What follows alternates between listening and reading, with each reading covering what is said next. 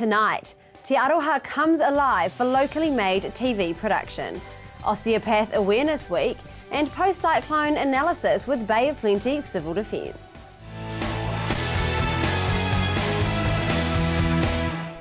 Kia ora and good evening. Welcome to Central News on TV Central for Monday the 20th of April. I'm Amanda Harper. In today's news, over the weekend, Waikato town Te Aroha came alive as hundreds turned out to support locally made production Mount Doom and to raise money for a worthy little girl. The premiere of the third episode of web-based TV series Mount Doom was released on Saturday night to a packed-out crowd at Palace Hotel. The event was fundraising for Olivia Kelsey, who at 7 years old is bravely fighting a battle against leukemia. $700 was raised for her on the night. Mount Doom was written, produced, filmed and edited by three co-producers, Jared Constable, Samuel Haynes and Ryan Jackson. And along with a talented bevy of film crew and actors, they have produced a comedic series following around a group of childhood friends and their misadventures. On behalf of the co-producers, Jared Constable says the amount of people who showed up was very overwhelming. He would like to thank everyone who came out to support them and Olivia. He says there weren't enough seats in the house for everyone to sit, but it was definitely a hit. Cambridge local Tiffany Alderman says she had a great time, and while she only had just heard of Mount Doom, she cannot wait to see more and hopes it will be turned into a proper television production. The talented crew went on to wow the crowd with a concert after the show. All episodes are available online. Head to their Facebook page to find out more. Tauranga's Riding for the Disabled's veteran horse Peanut is the centre of attention for young disabled children at the Welcome Bay facility, and now she's taking centre stage in the Horse of the Year Awards. The much-loved horse, which has been a part of the riding program for 7.5 years, has been nominated for RDA Horse of the Year. Tauranga's RDA Operational Manager Alicia Olds says Peanut's long service to the program is what makes her so special. She says she's helped so many children over the years and is so eager to do her job. Her gentle personality makes her the perfect horse for young children. Hamilton City Council says this year's annual ANZAC Day, Dawn and Civic ceremonies on the 25th of April will be full of extra tributes to acknowledge the significance of ANZAC Day's World War 100 commemorations. This year's commemoration in Hamilton gets underway on Wednesday the 22nd of April with more than 200 white crosses to be unveiled at Memorial Park.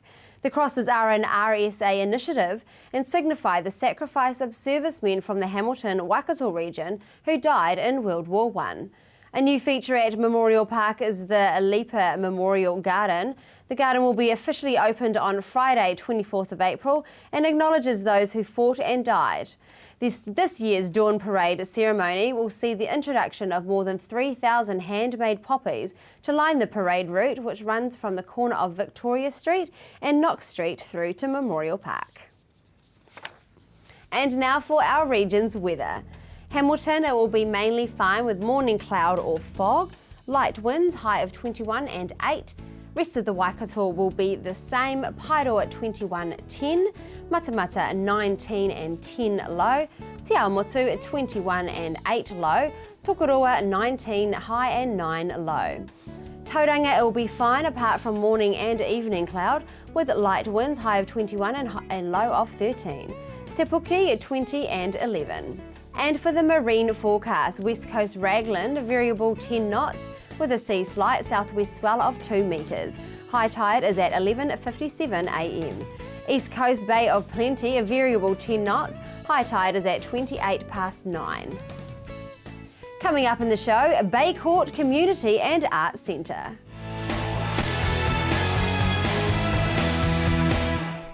Welcome back to Central News. The Baycourt Community and Arts Centre is Tauranga's premier performing arts facility. On the field, reporter Rachel Sutton chats to new manager Megan Coyle to find out about the range of services they provide and how they source their shows. Okay, well we have 9 permanent staff and they all have their individual departments. I have to go through them now. Yeah. We have our team ticketing leader, and her sole responsibility is to be in the ticketing office, to take in on the ticketing contracts from the promoters, but then also sell all the tickets to the customers. We have our marketing and audience development manager, so her focus is on obviously the marketing of the events that come into the venue as well as the venue. So again, we've got two separate customers, so we have to look at the different way that we market to them. And also in audience development, which is quite a new area in getting bums on seats, what we call bums on seats. And audience development is about building new audiences, so getting people coming into our venue that have never thought of coming or never wanted to come. So it's trying to create new experiences that end up becoming regular experiences. Then we have Kelly, who is our event coordinator, and her role is kind of, she's the middle of the wheel, you know, that makes it turn. So she's in charge of kind of making sure that the booking's in and everything happens right with the event. The run sheets go out so that when the promoter and the tour manager comes in, everything's in place, staffed, it's, you know, the front of house. And then that leads on to our patron experience manager, and her role is to make sure that all the ushers know about what is their expectations. And then we have our theatre technical specialist, and his role is all back of stage. So he looks after all the equipment and makes sure that everything's in place as it should be. And we have our two technical assistants who do all the work, the hard work.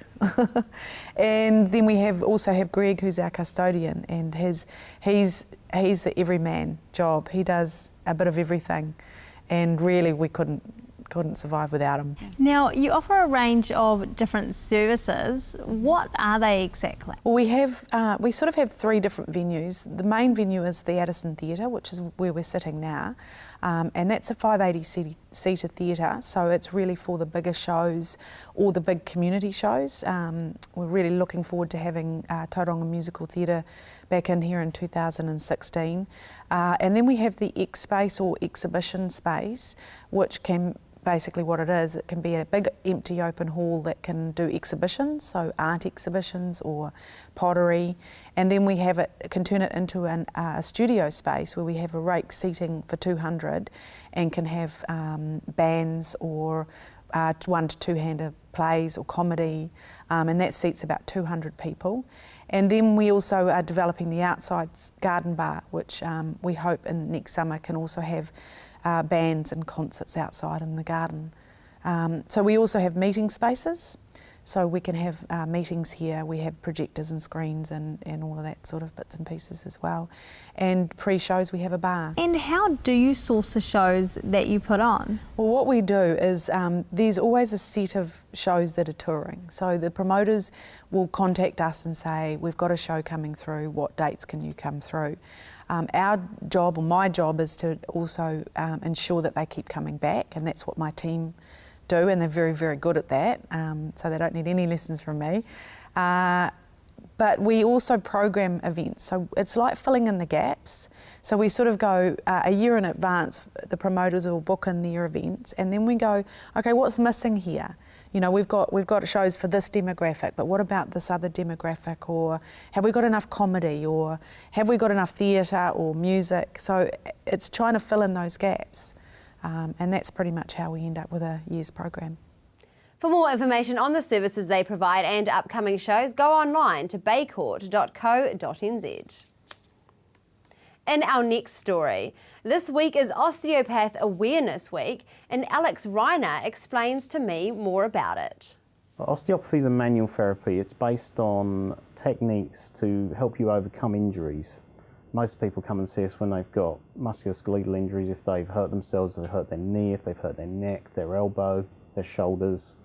And what we do is we use techniques to help them overcome those. They're hands-on techniques, and we learn the same core stuff in our training, mostly structural techniques, but some osteopaths do cranial techniques and visceral techniques as well.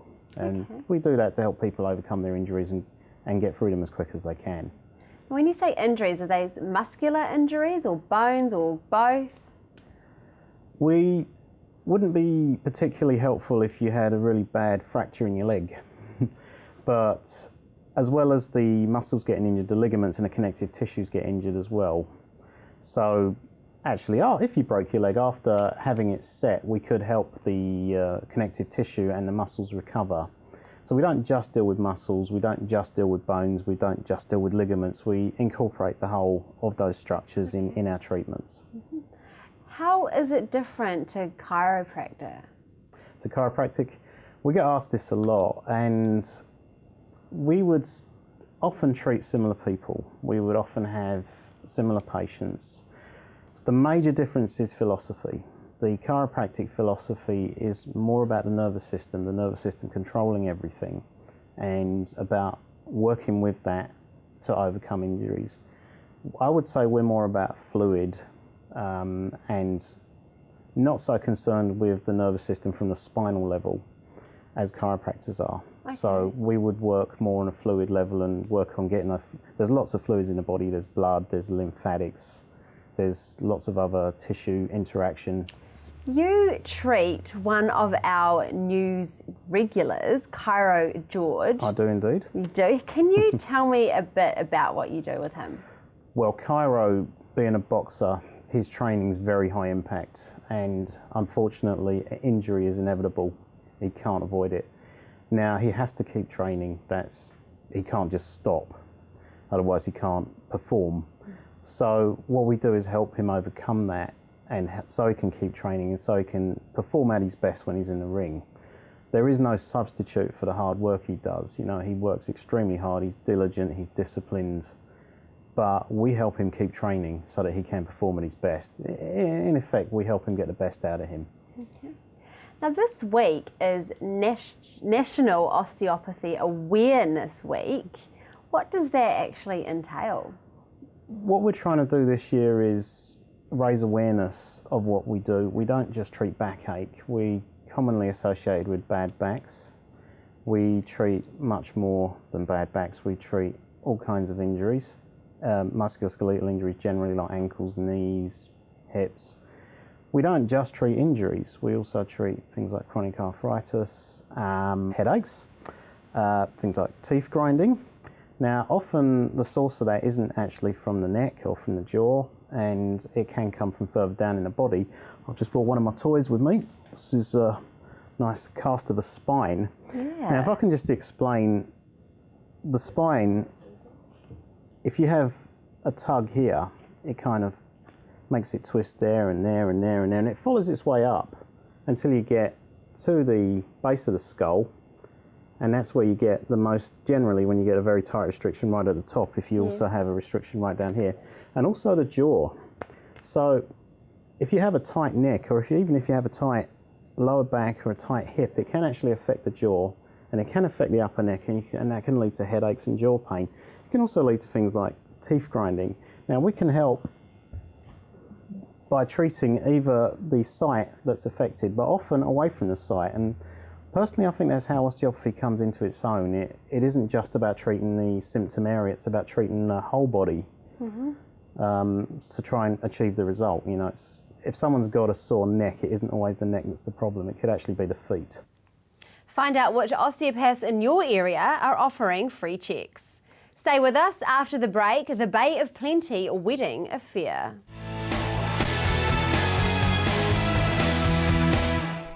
Welcome back. The Bay of Plenty Wedding Affair is an annual boutique wedding expo exhibiting the best wedding businesses in the industry. Rachel Sutton talks to Marise Bevan, a sales executive, to find out what to expect from this year's show and an exciting new addition to the show. The Wedding Affair started 5 years ago at Mills Reef, and it was initially started to help businesses through the recession and to help them connect with their target market, obviously with brides, to bring more business, and was also to help brides organise that special day and get all those suppliers all in one place in more of a relaxed kind of atmosphere.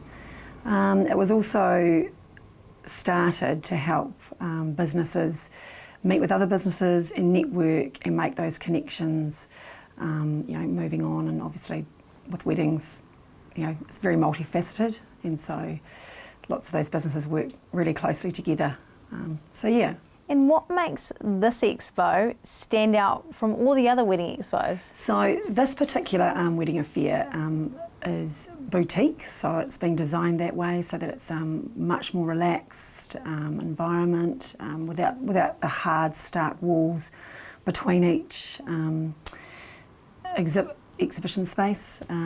We have beautiful rose topiaries between each one, and probably one of the biggest things that makes it stand out is that it has the largest bridal fashion show in Tauranga. And also this year we have the charity auction, so that's definitely a standout feature. What type of fashion can we expect to see at this year's show? So fashion-wise this year, like most years, you'll see a real range of styles. You're going to see things ranging from the traditional right through to the couture.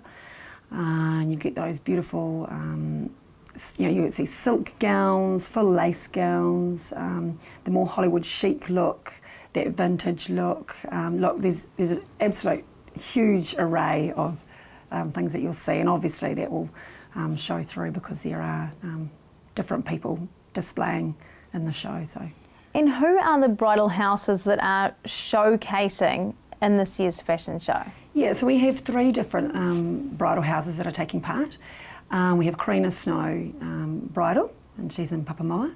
And then we have Ray, and she's Bridal Solutions on Devonport Road in Tauranga. And we also have Jasmine from Vanilla Bridal. Alongside of that, we also will have a range of lingerie and nightwear, which is provided from Temptations Lingerie. Is there any particular type of trends that we're going to be seeing this year? Look, every year there are subtle bridal trends. However, at the end of the day, all brides have their very own unique style and a very specific idea of what they want, a lot of them. What we will be seeing, which is still happening this season, is a real trend with the vintage look. So that's loosely based around that 1920s era. And also the full lace gown is really quite popular at the moment. Now, what type of different exhibitors are there going to be at the show this year? So like I said before, that special day, a wedding day, is so multifaceted. There's a huge amount of people that are actually involved in bringing that together. So obviously, starting with the bride, we've got our bridal suppliers there. Then you'll have your hair and your makeup, beauty, nails, cake makers, florists, cars, DJs, bands. There's so much that's involved. Caterers, accommodation venues, and then the list goes on. And this year there's going to be a pretty special charity auction. Can you tell me a little bit more about that? There is. So this year's the first year that we've actually run the auction. And we're really, really lucky. We've had lots and lots of gifts given in for that, provided by different wedding businesses around Tauranga. The auction itself will be providing, so the charities that we're providing for are Plunkett and Waipuna Hospice, and we've also going to provide rice and insect repellent for Vanuatu. We've also got a livestock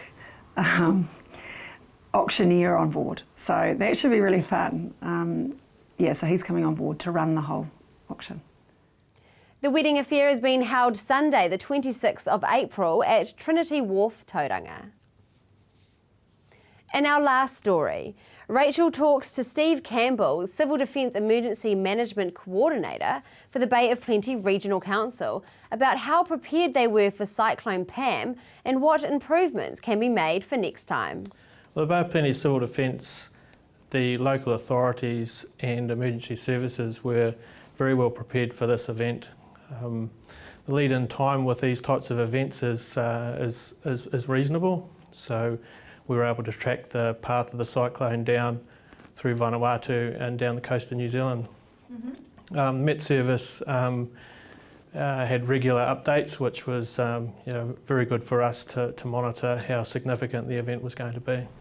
Now, how much damage was there to the region? Well, the damage was minimal, really.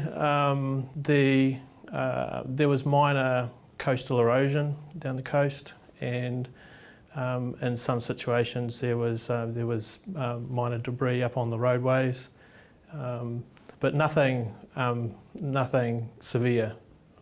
Yeah. Were there lots of call-outs during the storm itself? Yes, there was a reasonable amount of call-outs. The emergency services were on standby.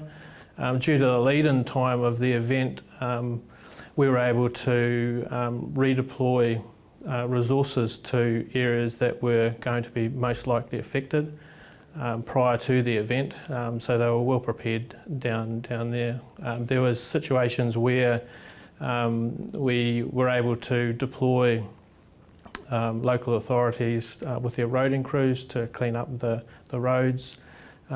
Police were able to put in some minor roadblocks around Waihau Bay area, and they closed down the Whakatane heads at one point when public safety was an issue, with people going down to the coast to have a look at the weather. What procedures and measures did you find worked well during Cyclone Pam? Well, like I said before, the Met Service reports were very good for us as we go on. Weather forecasting is becoming better and better, and the forecasting was very accurate. So we were able to monitor those and deploy resources, accordingly. The other benefits that we saw along the way was Facebook and the use of Facebook.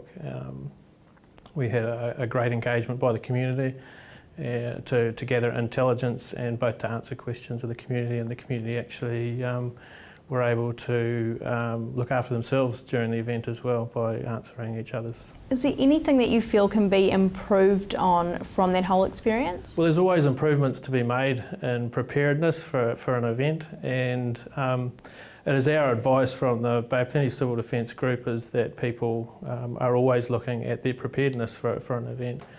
We just recently had some earthquakes down in the North Island, and it's a good opportunity to actually have a look at what you've got if services go down and you have to look after yourself for 3 days. Thanks, Rachel. Thank you for watching Central News tonight and for your continued support of everything that we do. We are a regional community station and we strive to bring you the best coverage of the Waikato and Bay of Plenty. But without your support, we would be nothing. We do post everything on demand on our website, tvcentral.co.nz, and we also keep in touch with everybody on Facebook. Search centralnews.tv. If you think you might have a story for us, email news@tvcentral.co.nz. We would always love to hear from you. I'll be back on screens again tomorrow night with more stories from the Waikato and the Bay of Plenty. My name is Amanda Harper. Have a good night. Pō Marie.